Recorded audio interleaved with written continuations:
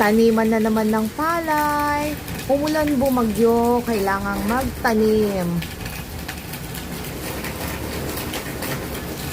Ganyan. 'Di ba? Ang lawak ng bukid sa likod ng aming bahay, pero hindi yan sa amin. Sa mga kapitbahay namin yan. Yes. Yung mga iba, hindi natamnan kasi mahirap pasukin ng tubig. Ngayon lang na may nagtanim kasi naulan. Pero yung sa may taas, hindi na nila tinaniman kasi medyo mahirap. There.